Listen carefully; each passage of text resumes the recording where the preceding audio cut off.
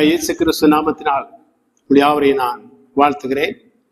ஆராதனை தியானத்திற்கென்று தெரிந்து கொண்ட வேத பகுதி அப்போஸ்தலனாகிய பவுல் ரோமருக்கு எழுதின நிருபம் 8ஆம் அதிகாரம் 15ஆம் வசனம்.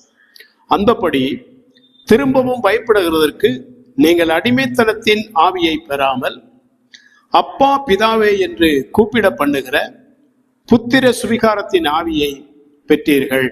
அப்போஸ்தலனாகிய பவுல் இந்த இடத்திலே தெளிவாக நமக்கு மிகப்பெரிய ஒரு காரியத்தை கற்றுத் தருகிறார்.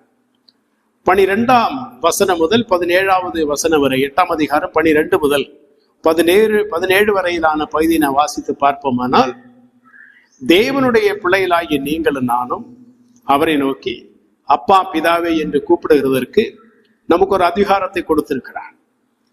என்ன அதிகாரம்? யார் மூலமாக கொடுத்திருக்கிறார்?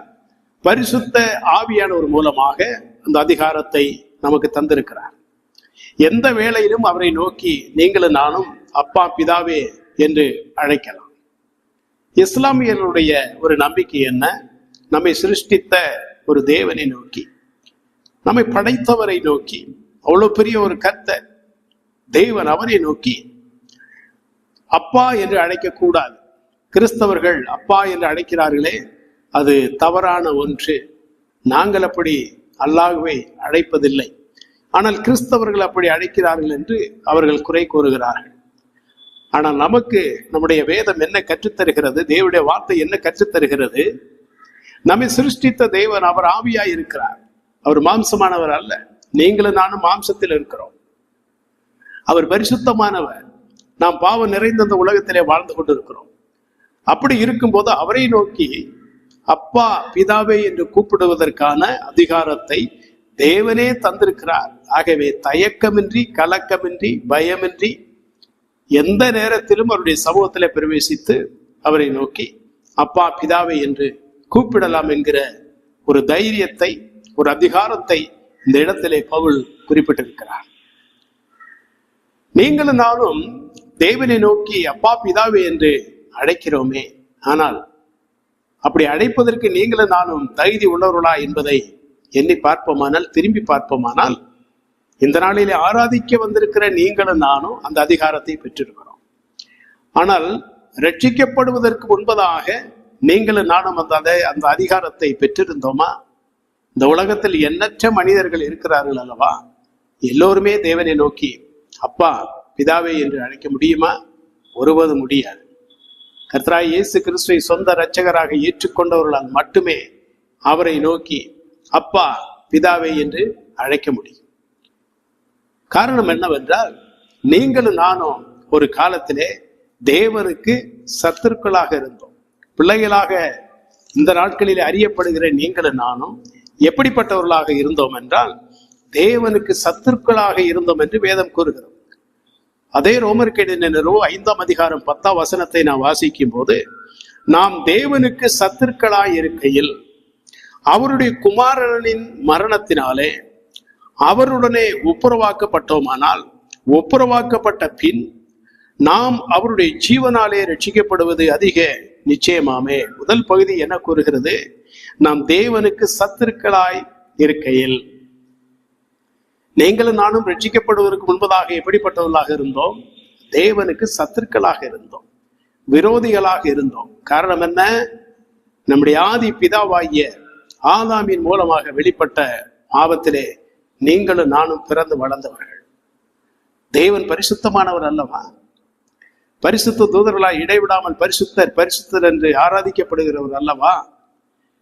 தேவனுடைய கற்பனைகளை மீறி, அவருடைய சட்ட திட்டங்களை மீறி அவருக்கு விரோதமாய் பாவம் செய்து தேவனுடைய சத்துருக்களாக இருந்தோம்.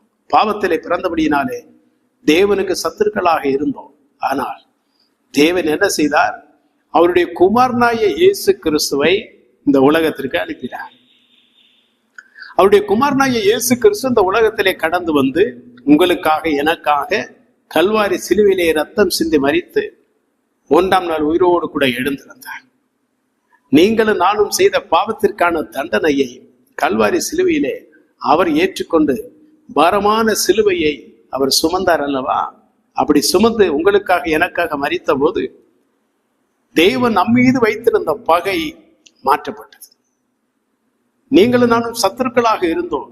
ஆனால் இயேசு கிறிஸ்து நமக்காக கல்வாரி சிலுவையிலே மரித்தார் என்பதை விசுவாசித்து அவரை ஏற்றுக்கொண்ட போது அந்த பகைமை மாறிற்று. அந்த பகையை மாற்றி தேவன் உங்களையும் என்னையும் அவருடைய பிள்ளைகளாக மாற்றினார். அதை அடையாளப்படுத்துவதுதான் கர்த்தருடைய மேஜை. இந்த கர்த்தருடைய மேஜையானது என்ன கற்றுத்தருகிறது? ஒரு காலத்திலே தேவனுக்கு சத்துருக்களாக இருந்த நீங்கள் இந்த நாளிலே இந்த இடத்திலே அமர்ந்து இந்த மேஜையை சுற்றில அமர்ந்து அவரை நோக்கி அப்பா பிதாவே என்று கூப்பிடுகிறீர்களே, தைரியத்தோடு சந்தோஷத்தோடு கூப்பிடுகிறீர்களே, காரணம் என்ன? அதற்கு தேவனாகிய கர்த்தர் அந்த பகையை மாற்றுவதற்காக அவருடைய ஒரே பேரான குமாரனாகிய இயேசு கிறிஸ்துவை உங்களுக்காக கல்வாரி சிலுவையிலே தந்தபடினாலே தானே என்பதை இந்த மேஜை நமக்கு கற்றுத்தருகிறது. எவ்வளவு நன்றி உள்ளவர்களாக நாம் அமர்ந்திருக்க வேண்டும், எவ்வளவு நன்றியோடு அவரை துதிக்க வேண்டும், ஸ்தோத்தரிக்க வேண்டும். இதெல்லாம் ஒரு சாதாரணமான விஷயமா? சாதாரணமான ஒரு காரியமா? சத்துருக்களாக இருந்த நம்மை பிள்ளைகளாக மாற்றி இருக்கிறார் என்றால் இந்த உலகத்துல யாராவது சத்துருக்களை பிள்ளைகளாக ஏற்றுக்கொள்வார்களா?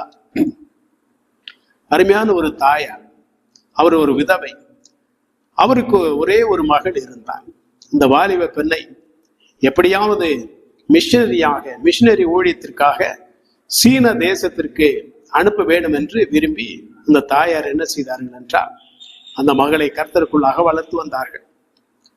அந்த வாலிப பெண் ஒரு அலுவலகத்திலே வேலை பார்த்து வந்தார். வழக்கம் போல ஒரு நாள் இரவு, அம்மா நான் வீட்டிற்கு கிளம்பி விட்டேன், எங்கு பார்த்தாலும் ஒரே இருளாக இருக்கிறது, எப்படியாவது நான் வந்து விடுவேன் என்று சொல்லி தொலைபேசியை துண்டித்தார். தாயும் மிக வாஞ்சியோடு காத்து கொண்டிருந்தார் தன் மகள் வந்து விடுவாள் என்று. ஆனால் அதிக நேரம் ஆயிற்று. இரவெல்லாம் விழித்திருந்து பார்த்தார், தன் மகள் வரவில்லை. உடனடியாக போலீசாருக்கு அந்த தாயார் தகவல் கொடுத்தார். என்னுடைய மகளுடைய தொலைபேசி எந்தவித சலனமற்ற நிலைமையிலே இருக்கிறது, நான் தொடர்பு கொண்டு பார்த்தபோது அது அணைக்கப்பட்டிருக்கிறது, என் மகளிடமிருந்து எந்த பதிலும் இல்லை, இரவு வேளையிலே அவள் வந்து கொண்டிருக்கிறாள், எங்கு போனால் என்று தெரியவில்லை என்று புகார் அளித்தார்கள். 3-4 நாட்களுக்கு பின்பு ஒரு இடத்திலே அகோரமான நிலைமையிலே கொலை செய்யப்பட்டு அந்த வாலிப பெண் கிடந்தார். இதை போலீசார்கள் கண்டுபிடித்தார்கள். அந்த கொலை செய்தவனை, அந்த வாலிப பெண்ணை கொலை செய்தவனையும் போலீசார் கண்டுபிடித்து கைது செய்து நீதிமன்றத்திற்கு கொண்டு வந்தார்கள். இந்த அருமை தாயாரும் அந்த நீதிமன்றத்துக்கு கடந்து சென்றார். அங்கே நின்ற அந்த குற்றவாளியை பார்த்து கோபத்தோடு கத்தினான், என்னை விடுங்கள், அவனுடைய கழுத்தை நெரித்து அவனை நான் கொலை செய்ய வேண்டும், என் மகளை கொன்று விட்டானே என்று சொல்லி மிகவும் கர்ஜித்தார்கள், சத்தமிட்டார்கள். ஆனால் நீதிபதி என்ன செய்தார்? அந்த குற்றவாளிக்கு ஆயுள் தண்டனை கொடுத்து சிறையிலே அடைத்தார். ஒரு நாள் இந்த அருமை தாயாருடைய சபையின் ஊழியர் இந்த அருமை தாயாரை பார்க்கும்படி வீட்டிற்கு வந்தார். அந்த தாயாரை பார்த்து கூறினார், அம்மா நான் சிறைச்சாலை ஊழியத்திற்கு சென்றிருந்தேன், அந்த சிறைச்சாலையிலே ஒரு வாலிபனை கண்டேன், கொலை குற்றத்திற்காக அவன் அங்கே இருக்கிறான், ஆயுள் கைதியாக உள்ளே இருக்கிறான் என்று கூறினார். இந்த தாயார் கேட்டார்கள், அதற்கு நான் என்ன செய்ய வேண்டும் என்று. அந்த வாலிபனுக்கு ஒரு வேதாகமத்தை நீங்கள் பரிசாக கொடுக்க வேண்டும் என்று அந்த அருமையான ஊழியர் கூறினார். அந்த தாயார் கேட்டார்கள், அந்த குறிப்பிட்ட வாலிபனுக்கு மட்டும் ஒரு வேதாகமத்தை நான் பரிசாக ஏன் கொடுக்க வேண்டும் என்று கேட்டார்கள். அப்பொழுது அந்த ஊழியர் கூறினார், அந்த வாலிபன் வேறு யாரும் அல்ல, உங்களுடைய ஒரே மகளை கொலை செய்த குற்றவாளி என்று கூறினார். இதை கேட்டவுடனே அந்த தாயார் மிகவும் கோபப்பட்டார். என் மகளை கொன்ற ஒரு குற்றவாளி என் விரோதி, எனக்கு சத்துரு, அவனுக்கு எவ்வாறு ஒரு வேதாகமத்தை பரிசாக நான் கொடுக்க முடியும் என்று கூறினார்.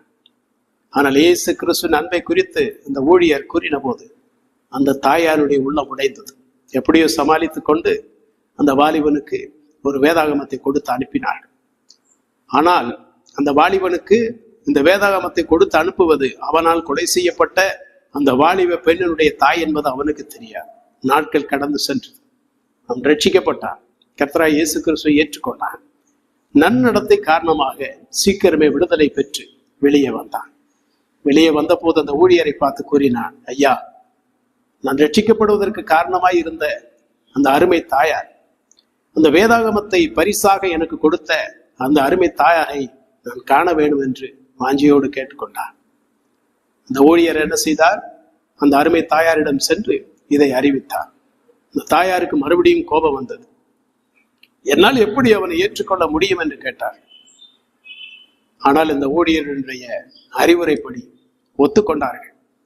இந்த வாலிபன் கடந்து வந்தான். அருமை தாயார் அங்கே நின்று கொண்டிருந்தார்கள்.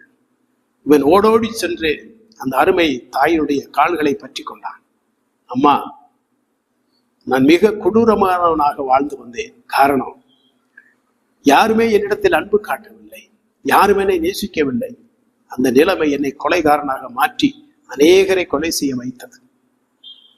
ஆனால் நீங்கள் ஒரு வேதாகமத்தை கொடுத்து அனுப்பின போது உங்களுடைய அன்பை நான் புரிந்து கொண்டேன். எனக்கு தாய் இல்லை, இன்று முதல் நீங்கள் தான் எனக்கு தாயாக இருக்க வேண்டும் என்று கால்களை இறுக பற்றி கொண்டான். இந்த அம்மாவுக்கு கோபம் வந்தது. ஆனாலும் கூட கிறிஸ்துவின் அன்பை உணர்ந்து அந்த வாலிபன் அணைத்துக் கொண்டான். மகனே, தேவன் உன்னை எனக்கு மகனாக கொடுத்திருக்கிறார். இன்று முதல் நீதான் என் பிள்ளை, நீதான் என் மகன் என்று அந்த அருமை தாயார் சொல்லி அப்படி கூறி அந்த வாலிபனை சொந்த மகனாக ஏற்றுக்கொண்டார். நடந்த சம்பவம். பிரியமானவர்களே, தன் மகளை, ஒரே மகளை கொன்ற ஒரு வாலிபனை, விரோதியாக இருந்தவனை, சத்துருவாக இருந்தவனை, கொடூரமான ஒரு கொலைகாரனை ஒரு தாய் சொந்த மகனாக ஏற்றுக்கொண்டார். அந்நியன், தன்னுடைய வயிற்றிலே தோன்றியவன் அல்ல, அந்நியனை அவளை ஏற்றுக்கொண்டார். அதே போலதான் நீங்களும் நானும் தேவனுக்கு அந்நியர்களாக இருந்தோம், சத்துருக்களாக இருந்தோம். உங்களுடைய என்னுடைய பாவங்கள் அதிகரித்த போது அவருடைய திருக்குமாரனாகிய இயேசு கிறிஸ்துவை அறிந்தே அனுப்பினார். இந்த அருமை தாயார் தன்னுடைய மகளை கொலை செய்யும்படி யாரிடமும் கூறவில்லை, இந்த வாலிபனை பார்த்து கூறவில்லை.